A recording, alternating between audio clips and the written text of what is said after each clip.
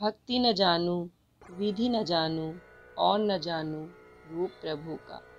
गीत न जानूं, धुन न जानूं, और न जानूं भजन प्रभु का। आज न मानूं, कल न जानूं, कैसे जानूं सत्य प्रभु का। भजन न जानूं, पूजन न जानूं, कैसे जानूं पंथ प्रभु का। हार न मानूं, जीत न जानूं, कैसे पाऊं स्नेह प्रभु का। राम राम दोस्तों, जैसा कि आपने हमारे चैनल के नाम से जान ही लिया होगा कि हमारा ये चैनल बाबा को समर्पित है और मैं हनुमान जी की एक छोटी सी सेविका उनसे जुड़े हुए कुछ रोचक कथाओं, रोमांचक स्थानों और छोटे छोटे उपायों को आप तक पहुंचाने का प्रयास करूंगी। इसी के अंतर्गत आज मैं बाबा से जुड़े कुछ रोचक तथ्यों को आप तक पहुंचा रही हूँ।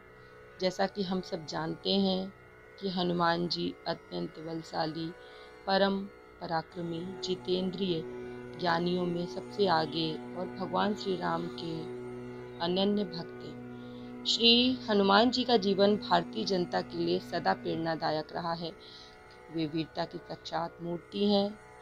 उनके अंदर इतना बल है कि जो उनका नाम ही लेगा वो अपने में उस बल को महसूस करने लगता है। सारे लोग जानते हैं कि जो हमारे देश की दंगल प्रतियोगिताएं और कुश्ती वगैरह होती हैं, उनके परम जो ध्यायी इष्ट होते हैं वो हनुमान जी होते हैं। आपने अगर किसी अखाड़े में जाकर शिरकत की होगी, आप अगर किसी अखाड़े में गए होंगे तो आपने वहाँ कहीं ना कहीं हनुमान जी को ज़रूर स्थापित पाया होगा कि किसी न किसी दीवार के आले में, किसी न किसी स्थान पर आपने छोटे मंदिर के में अपने बाबा को जरूर देखा होगा। वहाँ पर आपको बाबा की प्रतिमा अवश्य मिलेगी और जो दंगल लड़ने के लिए जाते हैं वो सबसे पहले बाबा के चरणों का स्मरण करते हैं और अपने पहलवानी का कार्य को प्रारंभ करते हैं। जब भारत पर यवनों का शासन जोरों पर था, उस समय भी श्री गोस्वामी तुलसीदास जी ने महाराज हनुमान जी की चालीसा, हनुमान बाहुक, संकट मोचन आदि रचनाओं को इसलिए बनाया कि उनके ऊपर जो भी यवन अत्याचार कर रहे थे उनसे उनको कुछ राहत मिले। जब वो ये पाठ करते थे तो उनके अंदर एक नए प्राण की उत्पत्ति होती थी। इसी के अंतर्गत गोस्वामी तुलसीदास जी ने काशीपुरी में संकट मोचन हनुमान की स्थापना की और अपने भक्तों द्वारा उन्होंने स्थान स्थान पर हनुमान जी की पूजा का प्रचार कराया। औरंगजेब के शासनकाल में भी उन्हीं के आदर्शों पर छत्रपति शिवाजी ने 10-10 कोस की दूरी पर हनुमान मंदिर की स्थापना कराई। उन्हीं मारुत नंदन के नेतृत्व में वहाँ अखाड़े और दुर्गों की स्थापना भी हुई। यही अखाड़े आगे चलकर हिंदू धर्म के संरक्षक बने और इन्हीं की सहायता से भारत ने यवनों पर विजय प्राप्त की। आज भी आप अगर दक्षिण प्रांत के गांव में जाइए तो आपको जगह जगह पर ग्राम रक्षक के रूप में हनुमान जी की मूर्तियां स्थापित मिलेंगी, जिन्हें हम ग्राम मारुति के नाम से जानते हैं। और वहाँ भी आज भी हनुमान जी की पूजा का बहुत प्रचार है। सभी लोग जानते हैं कि हनुमान जी की वीरता की कोई तुलना नहीं है। इसी कारण से भारत सरकार की जो सर्वोत्कृष्ट वीरता पूर्ण कार्य करने के लिए जो चक्र प्रदान करते हैं हमारे सेना नायकों को, वो महावीर चक्र स्वर्ण पदक जो प्रदान किया जाता है वो इन्हीं के नाम पर है। महाभारत शायद सभी ने देखी होगी और हम सबको पता है कि महाभारत में जो योद्धा अर्जुन थे, उनके अतुल पराक्रम का कारण उनकी ध्वजा पे स्थापित हनुमान जी की प्रतिमा, हनुमान जी का चित्र था। हनुमान जी केवल धीर ही नहीं, अपने प्रभु श्री राम के अनन्य भक्त थे और उनके जैसे भक्त शायद ही कहीं विरले पैदा हुए होंगे, ये हम सभी लोग जानते हैं।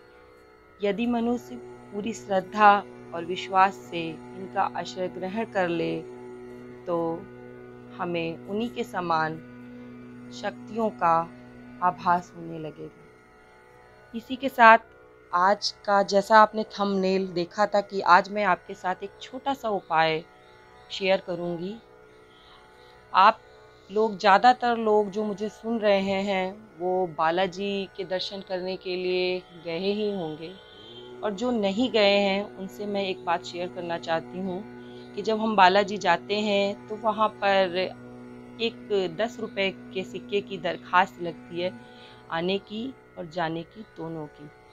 उसके बाद वहाँ पर जब आप जाइए तो बाबा से कि हम सवा मणि चढ़ाते हैं या पूजा पाठ करते हैं, जो भी कुछ करते हैं, उसके बाद आप जब घर लौटते हैं तो पंडित आपको बताते हैं कि आपको ये 10 रुपए की दरखास्त रोज़मर्रा की ज़िंदगी में कितनी उपाय सिद्ध होती है, कितना आपको लाभ दे सकती है।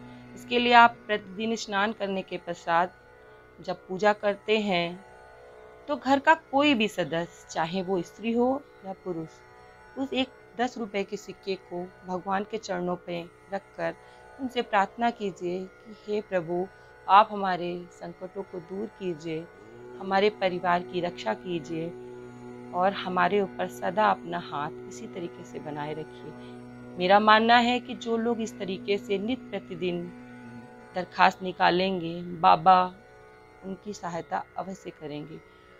जब आपके पास ये सिक्के इकट्ठे हो जाएं तो आप उन्हें किसी मंदिर की दान पेटी में डाल सकते हैं या किसी ज़रूरतमंद को भी दे सकते हैं, जिससे वो उसका सही उपयोग कर सके। इसी के साथ आज मैं अपनी वाणी को विराम देती हूँ और आपसे अनुरोध करती हूँ कि यदि आपको हमारा चैनल, हमारी ये बातें पसंद आई हों और आप हनुमान जी से प्रेम करते हों और उनसे जुड़ी हुई और भी बातों को जानना चाहते हो तो कृपया मेरे चैनल को लाइक करें, सब्सक्राइब करें और